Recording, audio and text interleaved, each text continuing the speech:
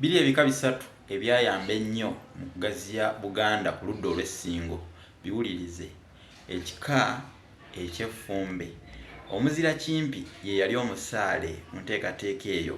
Ekika eky'emmamba, omuzira Nakaswa ow'emmamba era nga yali mukwenda ow'ebyafaayo yali musaale mu nteekateeka eyo. Wa Kiwuugulu ow'effumbe yali musaale mu buufu obwo. Mu bitundu eby'Ebiggo ate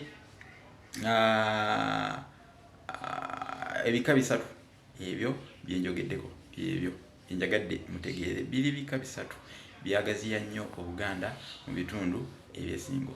Mukwenda Nakaswa oyo yaliwo nnyo ku mulembe gwa yali Nakibinge, Kabaka Nakibinge omulwanyamuli, ate wa Kiwuugulu ku mulembe gwa Kabaka Kyabaggu owa 25.